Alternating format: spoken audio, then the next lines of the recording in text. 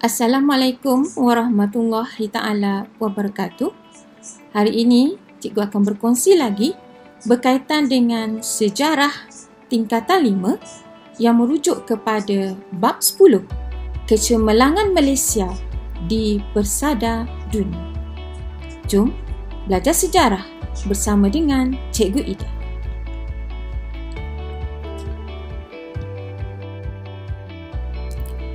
Subtajuk yang akan cikgu fokuskan pada kali ini ialah berkaitan dengan tajuk yang keempat, iaitu 10.4, usaha mengekalkan kelestarian global.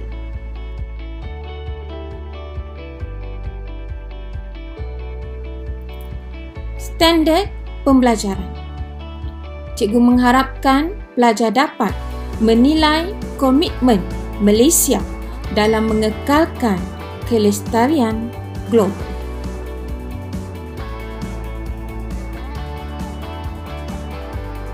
Kita lihat usaha untuk mengekalkan kelestarian global. Persoalannya, apakah yang dimaksudkan dengan kelestarian global? Ianya membawa maksud usaha kerajaan bagi mengekalkan dan memelihara keaslian alam sekitar untuk diwarisi oleh generasi akan datang. Terdapat beberapa usaha yang telah dilakukan oleh kerajaan bagi mengekalkan kelestarian global. Antaranya, yang pertama ialah mengisytiharkan deklarasi Langkawi. Diikuti pula yang kedua ialah menyertai sidang kemuncak bumi. Ketiga ialah berkaitan dengan benua Antartika sebagai warisan sejagat. Cikgu akan perpaskan tajuk ini satu persatu. Pertama, kita rujuk kepada Pulau Langkawi dalam mengisytiharkan deklarasi Langkawi.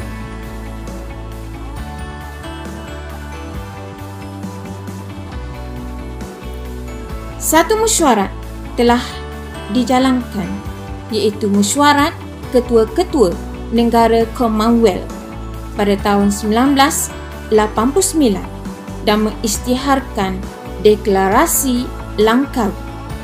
Ianya merupakan satu bukti komitmen kerajaan Malaysia dan negara Commonwealth dalam usaha untuk memelihara alam sekitar. Apakah isu yang berkaitan dengan alam sekitar? Iaitu merujuk kepada tujuan deklarasi Langkawi adalah untuk menanggani pelbagai isu alam sekitar seperti kesan rumah hijau yang membawa kepada pemanasan global. Kedua, berlakunya kerosakan dan penipisan ozon yang terjadi apabila sinaran ultra ungu matahari bertemu dengan molekul-molekul oksigen di atmosfera yang menyebabkan berlakunya tindak balas yang menghasilkan atom oksigen. Seterusnya, yang ketiga ialah berkaitan dengan masalah pencemaran udara di alam sekitar.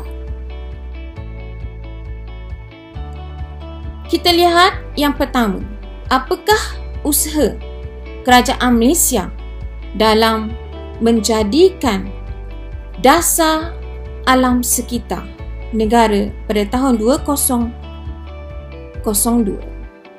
Pertama ialah berkaitan dengan Anugerah Langkawi pada tahun 1991 yang merujuk kepada satu anugerah telah diberikan kepada warga negara Langkawi dan merujuk kepada kehebatan komitmen dan warga negara Malaysia dalam menjaga alam sekitar.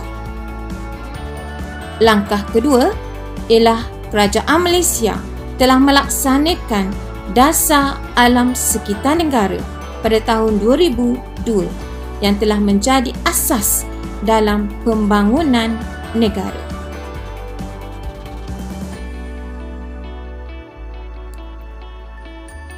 Seterusnya, langkah yang ketiga. Kerajaan Negeri Kedah telah mengisytiharkan Langkawi sebagai geopark pada tahun 2006. Geopark merujuk kepada satu kawasan dengan keluasan yang bersesuaian, mempunyai sempadan yang jelas dan mengandungi beberapa tapak warisan geologi bagi kepentingan kebangsaan, serantau dan antarabangsa. Ianya perlu dibangunkan secara lestari bagi meningkatkan tahap ekonomi dan nilai budaya penduduknya, terutamanya melalui aktiviti pelancongan.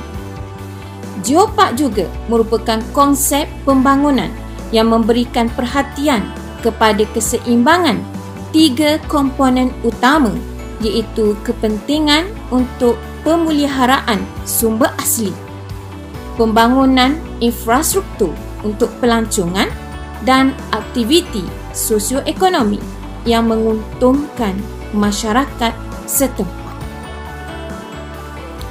Seterusnya, kesan daripada rumah hijau yang merujuk kepada kegiatan manusia yang menyumbang kepada penambahan karbon dioksida dalam udara. Kerajaan Malaysia telah melancarkan Dasar Teknologi Hijau Negara pada tahun 2009 untuk menggalakkan penggunaan produk teknologi hijau bagi mengawal perubahan iklim di negara kita. Seterusnya, langkah yang kedua ialah menyertai Sidang Kemuncak Bumi.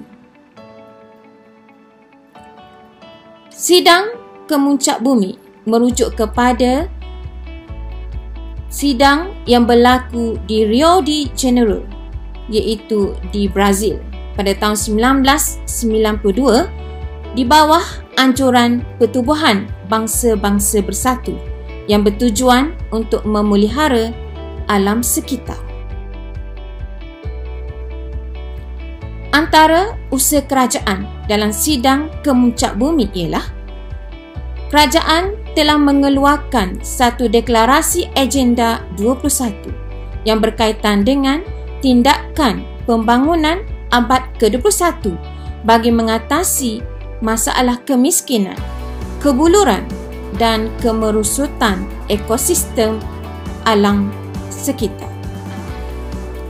Seterusnya, Malaysia juga terlibat dalam Protokol Kyoto pada tahun 1997 dan Persidangan Alam Sekitar di Bali pada tahun 2007. Usaha ini adalah untuk mengurangkan pembebasan gas rumah hijau secara kolektif dan menggalakkan penggunaan tenaga baharu seperti tenaga solar, iaitu tenaga matahari.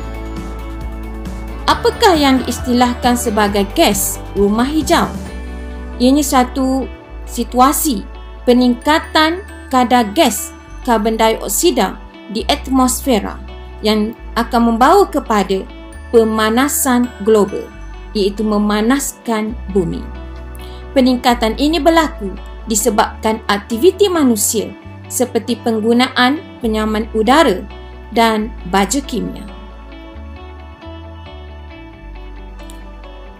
Isu yang ketiga ialah berkaitan dengan Antartika sebagai warisan sejagat. Isu ini merujuk kepada Malaysia yang membangkitkan isu benua Antartika supaya penerokaan terhadap benua ais ini dilakukan secara adil kerana ianya didominasi oleh hanya sebahagian kecil negara dunia sahaja. Pandangan Malaysia telah diutarakan melalui Pertubuhan 6, iaitu Pergerakan Negara-Negara Tanpa Pihak dan Pertubuhan Bangsa-Bangsa Bersatu. yang menjadikan Antartika sebagai warisan manusia sejagat dan segala bentuk hasilnya dapat dikongsi oleh semua negara.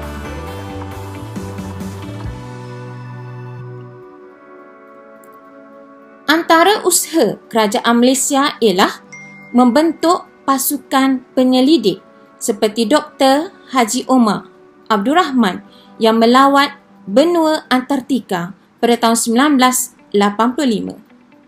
Melakukan penyelidikan pada tahun 1999 dalam bidang perubahan iklim di benua Antartika dan kajian berkaitan dengan gas rumah hijau.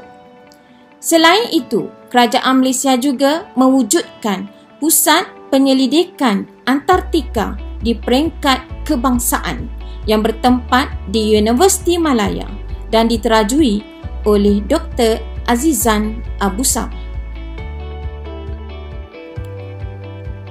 Seterusnya, kerajaan juga menubuhkan Yayasan Penyelidikan Benua Antartika Sultan Mizan YPASM di Kuala Lumpur bagi melakukan penyelidikan saintifik di benua Antartika.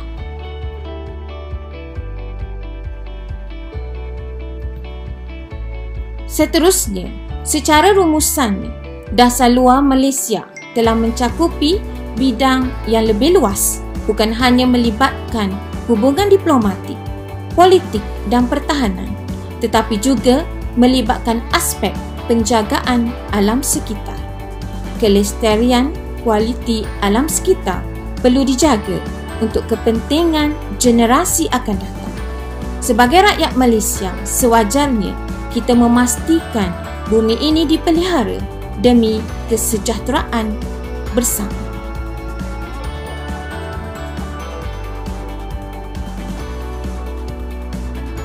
Sebagai pengakhirannya, cikgu menyediakan latihan pengukuhan kepada pelajar untuk mengulang kaji tajuk 10.4.